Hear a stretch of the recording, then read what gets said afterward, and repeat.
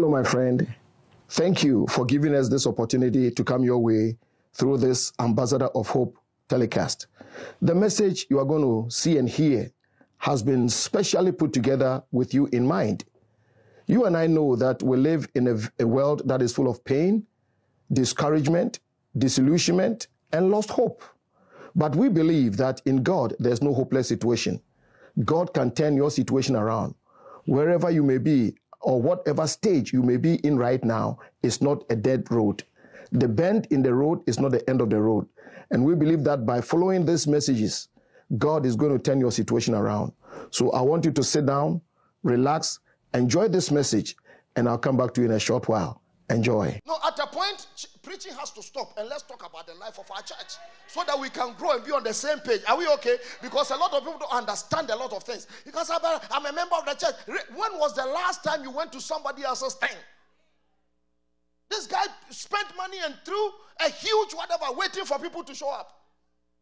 Did it? Then he has the nerve to get offended and leave church. And you think me, I'll go after him? No. God didn't anoint me to go after foolishness. No. I am too busy. So learn, people, hear me. Fellow, put my scriptures back for me. So let's provoke one another, because life can twist. Life happens and you don't know what may happen tomorrow. Give me the next verse, please. And it says, let us not forsake the assembling of ourselves together, as is the manner of some, but exhorting one another, as much as more as you see the day approaching. Evil days are approaching. So don't forsake the assembling of yourselves together. We have systems here. We have cell groups here, connection groups, relate, something. And so when you are called by somebody that, listen, I am the area leader or whatever, don't be rude. Sometimes we can't call some of you because we are scared. Hello? Yes. No, not now. Hello, hi. My name is so-and-so. Oh, I'm from All Nations. I'm your... Then that painful silence at the other end. And you don't know whether to speak or laugh or speak. So I feel like screaming in tongues in your ears. That we are just trying to love you. And hear me, I don't care how anointed or beautiful you are. One of the gifts God doesn't give to any human being is the gift of rudeness. Some of you are rude. Rude. And if rudeness was measured in square meters, you'll be living in Texas. And there's nothing more annoying than a poor person who is rude too.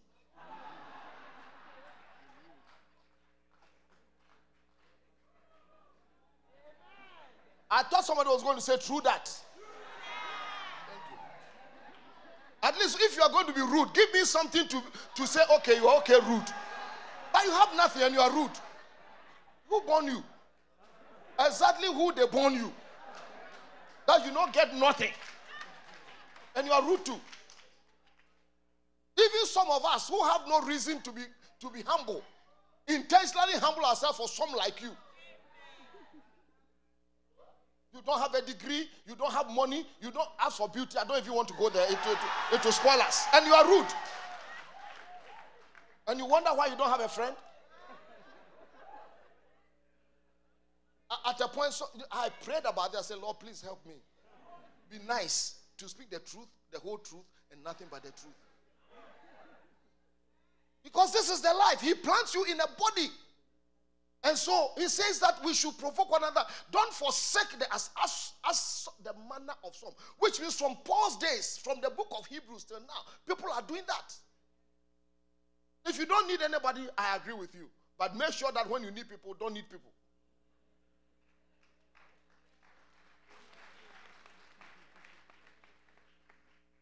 Listen, you grow as you consistently and faithfully attend church, you study, you serve, you experience Christ with other fellow believers. Hear me. Live streaming is okay. It's technology. It's very okay. But you cannot be an internet church member. Because you have to go to a church and serve and let somebody offend you for you to grow, to realize that the soul detox worked. Do you know something? Somebody gave me a testimony today. This individual is a pastor for many years. I've woken up every morning and there's palpitation in my heart. My pressure is high. My this. And he said, after the 3 days, when I let go of some things, he said, Pastor, could you believe it? My blood pressure is normal. My heart doesn't palpitate. I said, you will not lose your teeth when you are older, and you grow. Your eyelashes won't fall off even when you make a mistake. That's a blessing. That's a blessing. Isolation is not healthy. It's not healthy. He says, he that, I think it's some Proverbs 15 and 1 or something. Can you give me Proverbs 15 and 1? Let me see if it's not there, then I'll move on quickly. I don't know if Proverbs 15 and 1. Let's see something. Okay, forget it. Forget it. But it says that he who isolates himself rages against every good judgment. If you know it, shout it and I'll put it up there. He who isolates himself rages against every good judgment. The only antelope that gets eaten is the one that the lions have separated from the crowd. Amen. So listen, in a body like this, don't just get up and quit for just a little reason. Be planted. Give me Psalm 92, verse 13 and 14. Please hear me. I was telling some individual. Please look at me, look at me, look at me. Oh, okay, that's Proverbs 18. I wasn't too far away. A person who isolates himself seeks his own desire and rages against all good judgment. You trouble yourself. But hear me. Hear me. Let's do this. I was telling somebody the other day that when you attend a particular church and you are a member, after some time, you become a family. Honestly, you become family. So you don't disturb the equilibrium and the peace of your family just for a little reason. No, when you do that, it's as painful as it was. I tell you. There are people when they leave this church, I cheer. And there are others when I haven't seen you for 2 weeks, I worry and I wonder. Because you are family. Some of us, we have worked for too long. We have cried together, fasted together, prayed together, done things together, seen some collective victories together. So you throw all these things away because somebody was rude? No. Then you are a bad business person. Because you have made too much investment and you are walking away from your dividends. 92, verse 13 and 14. Are we learning something? I'll start finishing. Those who are planted in the house of the Lord shall flourish in the courts of our God. You see that? When you are, this is one sure way that will let you avoid herbal life. Planted in the Lord, you flourish. Which means your bills for makeup go down because you are flourishing. See what happens. God hasn't finished. They shall still bear fruit in old age. Man, when you reach 40, your things don't have to die. You should still bear fruit.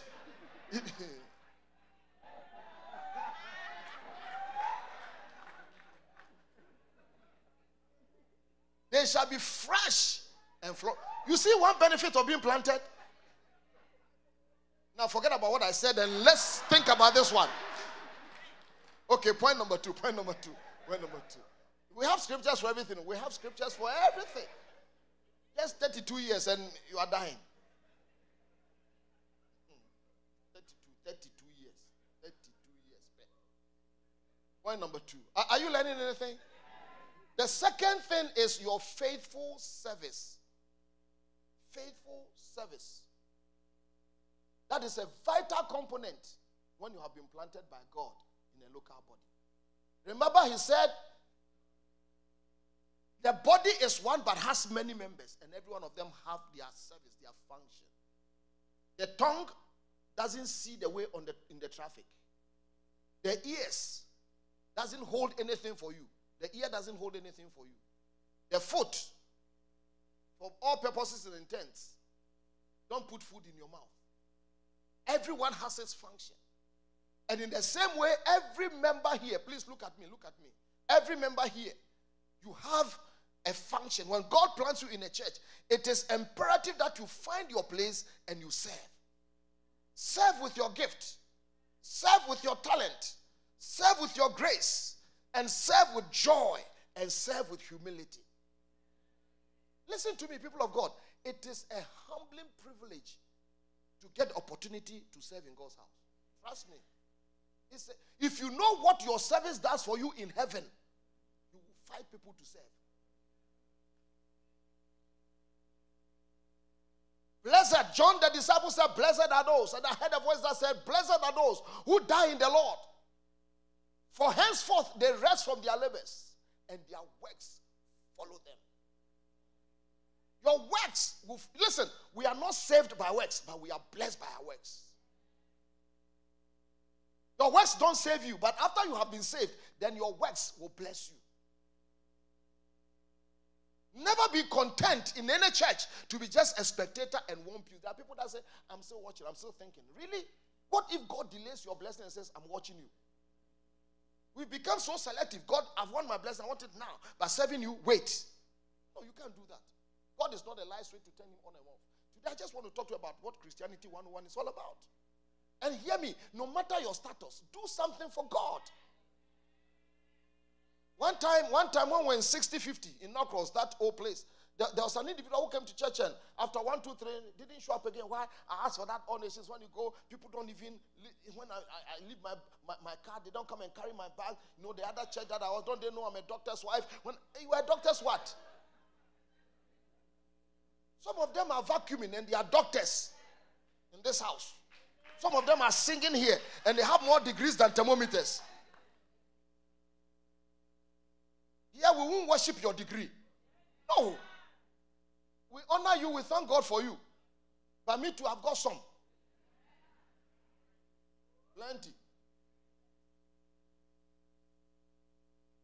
So all this, come on, calm down. Come take a chill pill and calm down. Luke was a doctor. And yet he followed Paul as an armor bearer. And documented things. And when Paul was beaten, Luke would say, and they beat us. Oh, they beat you too. Yes. He was talking about they beat us. They left us for dead. And I'm talking about the doctor. There are some cultures you are doctor. So what? I don't come to your hospital. No. Humble yourself. It's a privilege that God gave you brains. And use some. Look after people for free.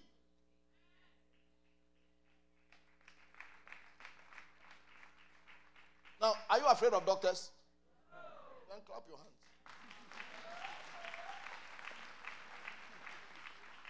In the church of Antioch, there were all kinds of different people. Acts chapter 13, they made the church a living church. Look at the people who were there at the prayer meeting. Some of them were in authority, some were this, some were that. That's what makes... Peter was a fisherman. He was, quote unquote, uneducated. His gospels that he wrote, John Mark was his interpreter. John Mark was smart. And he copied Matthew's gospel for him. So this gospel according to Matthew, technically, it was John Mark. The book of Galatians, according to Paul, he said, I didn't write it. It was Tertius who wrote it. It's in your Bible. Don't look at me like that. So everybody has a gift that you can use to serve. Matthew was a tax collector, IRS commissioner. Paul was an intellectual and a tent maker. They all use their gifts to serve God. Make yourself available for ministry. And please, don't ever sit in church and think there's nothing you can offer. There's something you will offer. You can touch somebody in a special way. Listen, as you serve, you are going to encounter all kinds of interesting people. Because this is a hospital. And we are not okay. Apart from me, nobody's okay. Some are moved, some are smooth, some are rough, some are in between, but we are all under construction. But when you serve, remember that he said, I am your shield and your exceedingly great reward. God rewards, not the other person who is trying to rough you up. Number 3. Are you learning something? Take the next 5 minutes. The third thing that you do in your church is learn to support your pastor and leadership.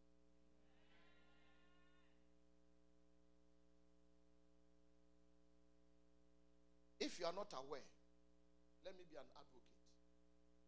Let me be a pastor's advocate. In case you are not aware, Pastors do an incredibly tough and impossible job. When you are good at what you do, like some of us, we make it look very easy. And sometimes you can stand here, and the way some of you are looking, you can get your scriptures messed up. Africa, you begin to say Afrifa. Continent, you say contentment. One guy that I was in Bible school with, we were doing homiletics, preaching, and he stood up and he was trying to preach. And he got everything wrong. He was trying to say Nebuchadnezzar. You should see. Started with Nekebuzwa. Then people, I kid you, that guy was confused. So in the end he said, well, King Nebu had a razor. You know, Nebuchadnezzar, King Nebu had a razor. He was confused. He really wanted to preach with that thing. He said, King Nebu had a razor. Thank God he had a razor. But what was he going to do with a razor? To share somebody said that is not the matter. All that is this, that God gave him a razor. And God can give you a razor. And the guy started preaching. I mean, that guy preached. King Nebu had a razor. Some of the things, this job can be stressful and very painful. I shared something with the School of Ministry people yesterday. Sometimes some of you have to I like to be vulnerable sometimes for people to understand a little bit. Because I know you know I can walk on water, which I do every day. I really do. But listen, you know, this is no news, social media, whatever. Yesterday, you know, our own Danny went to be with the Lord suddenly. And I had so much pain. But I also knew that on Friday, I had work to do here. So I bottled the thing up and placed it somewhere in the compartment. And after we had finished everything and I went home, Mommy will tell you, freshened myself and everything, and I started playing his song. She came to lie down and I sat on the bed for about 15 minutes. My head, and then the dam broke. Because I had to release it and the pain. But how many of you would ever have suspected on Friday night how we were moving? That is a pastor's life. And you have no idea.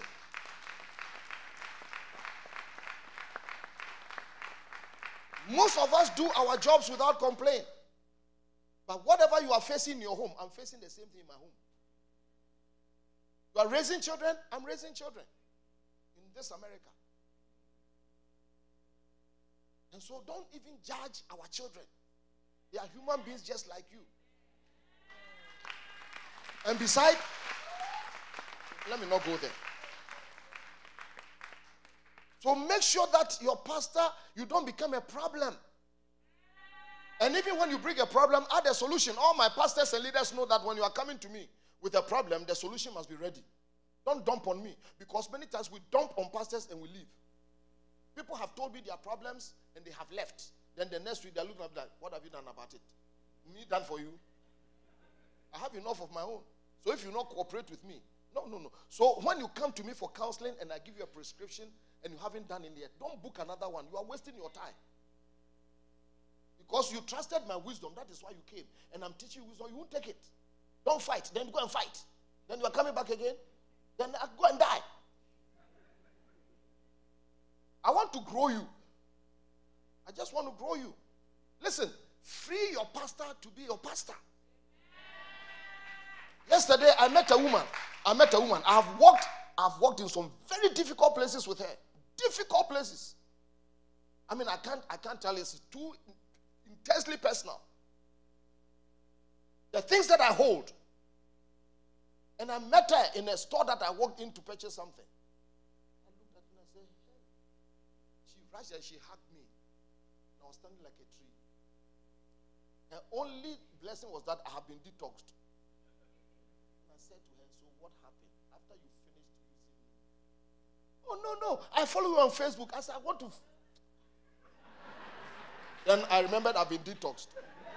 Because I could have slapped her 5 times before she got the opportunity to say, ouch. It's painful. It is. Listen, I pray to God none of you have gone through this experience before. But let's say you have a boyfriend or a girlfriend. You've really bonded, and all of a sudden they get up and they leave you and not tell you anything what you have done. You see how long it takes for you to get healed? And you do that to your pastors all the time.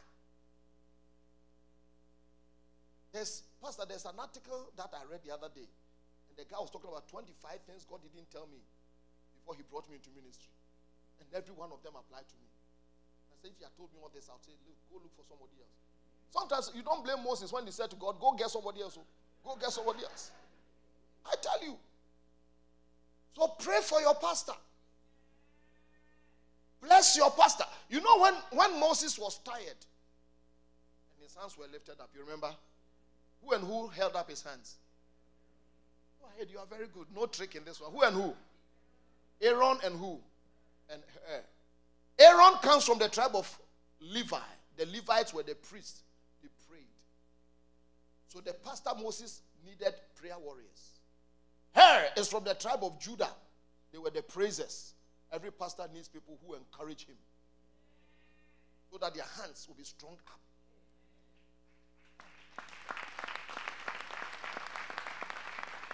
We fight battles. We fight pastors. We fight battles. We fight battle of Satan. He fights us. He gives us assignments, which is called this thing and this thing. Paul said there was this concerning this thing, and every pastor has a this thing that he battles with. And we don't talk. We don't go there.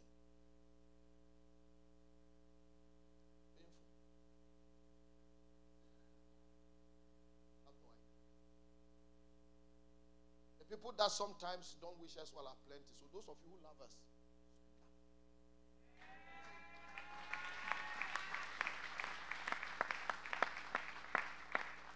Number 4, then I think you're faithful, generous, and regular giving. I said 3 amens, but you exceeded my expectation. I had 4. You're faithful, generous, and regular giving. It's also part. You know, this is one of the sensitive things in church life, talking about giving. But I'll say it anyway because somebody has to say it. Somebody said, oh, you know, I really like Pastor Frank's preaching, but these one nations, they talk about money too much. Really? I was telling Mommy the other day that I think I'm doing a disservice to this body because I don't even remember the last time I preached on giving. And anybody remind me? That whole message on giving. I haven't. Because a lot of people are intimidated, me included. Because every pastor who is worth the salt that goes in their bread don't like people talking nonsense about them. And sometimes people say that you love me and you love all nations and you come and sit in this air-conditioned room.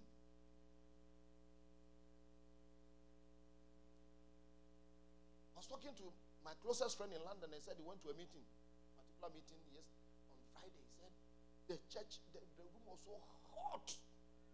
I had to go outside and let my armor bearer fan me. So armor bearers can fan. There are some, I saw one here the other day that she had been prayed for, and armor bearers were fanning her. I said, hey. Me, I knew one day I'll talk about it, but it had to wait.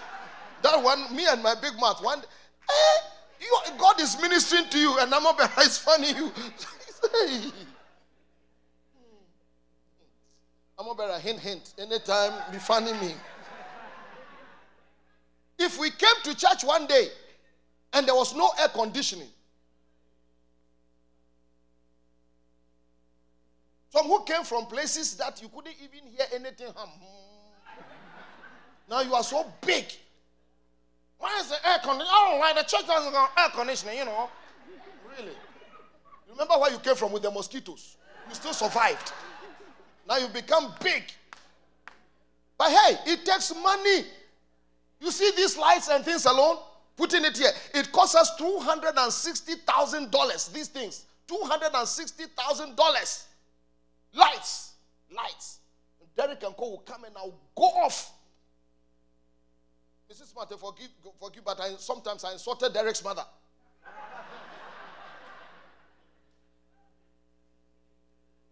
And anytime I saw him coming, my heart, I went into warrior mode. So why yes, because then I have to come and beg.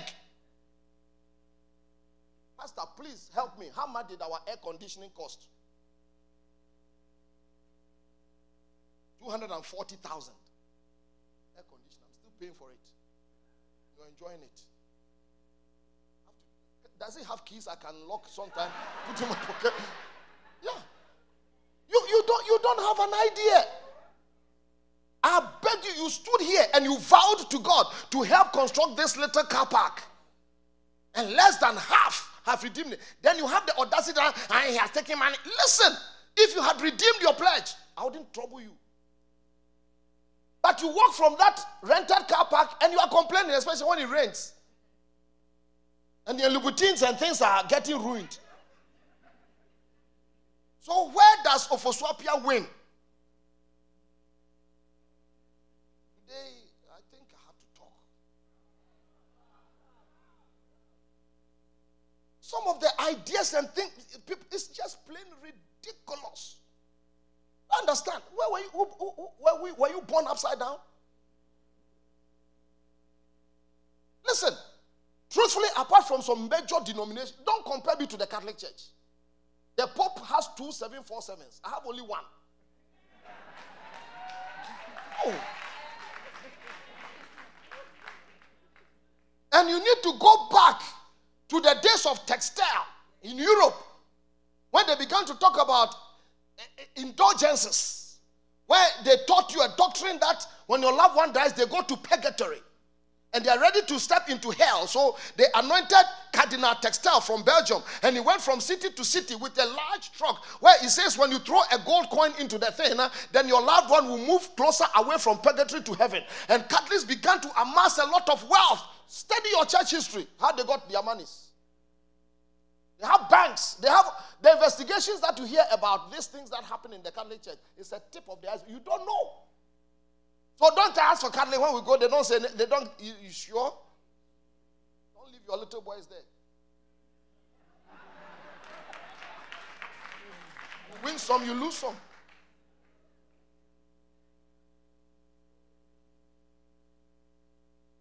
Delete. No church has enough money, believe me. The government doesn't give us any grant. This small church will set up a scholarship scheme. It's immigrant church. And every year, about 10 children, we give them money, scholarships to go to school. This small church. And I have never seen any one of you report that on social media. None of you. If I bought my next plane, you ask me, where's the first one? That's not your business.